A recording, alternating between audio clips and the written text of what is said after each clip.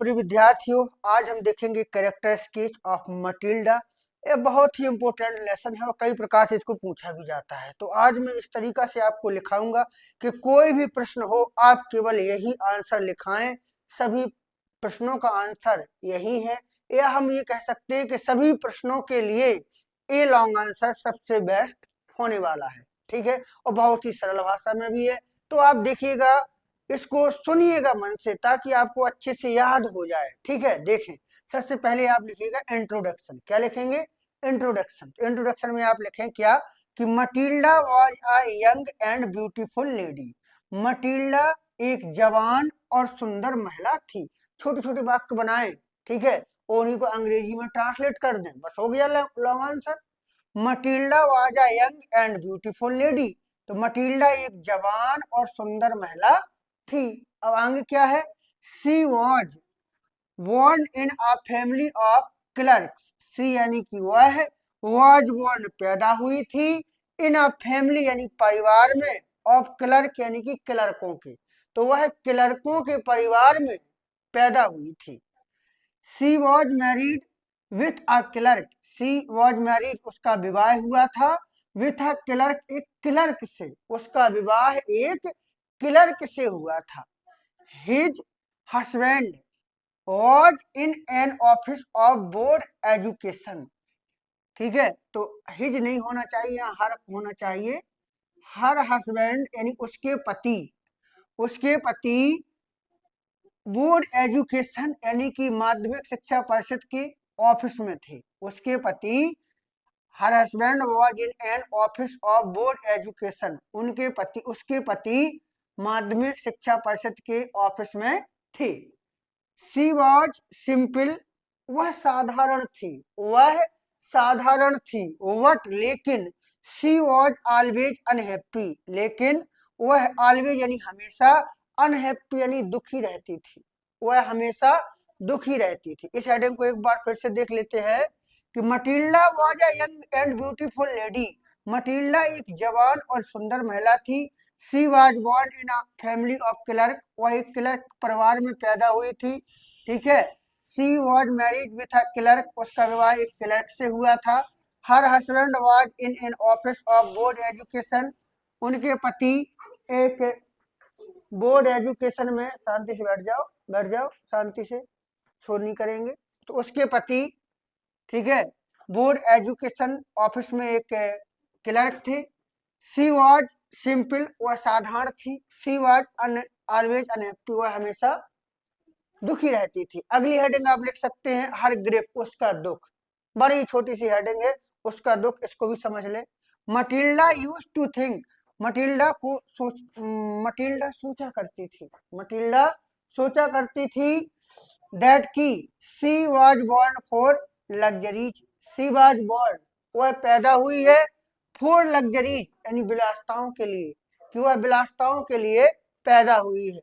C use to think, वह सोचा करती थी, for parties and riches, party यानी पार्टियों के लिए, एंड रिचेज यानी कि धन के बारे में, तो वह धन के लिए और पार्टी के लिए सोचा करती थी। बट लेकिन, she had no money, she had no money, लेकिन उसके पास कोई धन नहीं था। She had not good dress, उसके पास अच्छी ड्रेसें नहीं थी, एंड ज्वेल्स, ज्वेलरी नहीं थी। सो सी वाज ऑलवेज सैड, इसलिए वह हमेशा उदास रहती थी, इसलिए वह हमेशा उदास रहती थी। फिर से एक बार देखेंगे।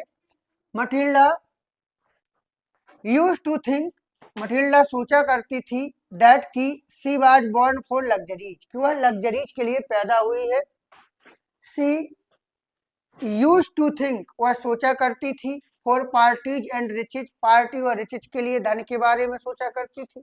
What she had no money, लेकिन उसके पास कोई मनी नहीं था, धन नहीं था। She had not good dresses and jewels, उसके पास कोई अच्छा ड्रेसेज और ज्वेलरी वगैरह नहीं था। सो इसलिए सी वॉज ऑलवेज सैड, वह हमेशा दुखी रहती थी। क्या रहती थी? दुखी रहती थी। ठीक है, आगे अगली हेडिंग लिख सकते हैं आप, द लॉस ऑफ नेकलेस, यानी कि नेकलेस की चोरी या खो जाना। नेकलेस खोता है, इस घटना को, इंपोर्टेंट घटना तो यही है। वंस, एक बार, Matilda went to a party, Matilda एक पार्टी में गई, to wear a necklace, necklace पहनकर, ऑफ हर फ्रेंड, अपने मित्र का, विथ हर हस्बैंड, अपने पति के साथ। एक बार मटिल्डा अपने पति के साथ अपने मित्र का हार पहन करके पार्टी में गई। एक बार मटिल्डा अपने पति के साथ अपने मित्र का हार पहन करके पार्टी में गई। सी लॉस्ट हर नेकलेस, उसने अपना नेकलेस खो दिया। देयर यानी वहां, वहां उसने अपना नेकलेस खो दिया। Her husband made a promise to return the necklace of her friend, her husband उसके पति ने, मेड अ प्रॉमिस वादा किया, टू रिटर्न लौटाने का, द नेकलेस यानी कि हार, ऑफ हर फ्रेंड यानी कि उसके मित्र का। तो उसके पति ने उसके मित्र का नेकलेस लौटाने का वादा किया। भाई उन्होंने कहा कि अब वादा तो करना ही पड़ेगा, जब खो गया कोई की चीज तो देना तो पड़ेगा ही। ठीक है, तो एक बार फिर से देख ले कि once Matilda went to a party to wear a necklace of her friend with her husband. एक बार मटिल्डा अपने पति के साथ अपने मित्र का हार पहन करके पार्टी में गई। She lost her necklace there, वहां उसने अपना हार खो दिया। Her husband made a promise to return the necklace of her friend, her उनके पति ने, उसके पति ने उसके मित्र का नेकलेस लौटाने का वादा किया। अगली हेडिंग में आप लिख सकते हैं changing in the life of Matilda, Matilda के जीवन में परिवर्तन, कैसे जीवन बदला। अब देखो इंपोर्टेंट हेडिंग है, mister Loisel borrowed 18,000 francs from money lenders to buy a necklace. Mister Loisel ने मनी लेंडर से 18,000 फ्रांच नेकलेस के खरीदने के लिए उधार लिए। ठीक है, उधार ले लिए। बोथ ऑफ देम, उन दोनों यानी कौन, पति पत्नी ने, paid this loan for 10 year, 10 सालों तक चुकाया, इस लोन को 10 वर्षों तक चुकाया। शी फेड ऑल डिफिकल्टीज, उसने सभी परेशानियों का सामना किया, विथ करेज, साहस के साथ, उसने सभी परेशानियों का सामना बड़े साहस से किया।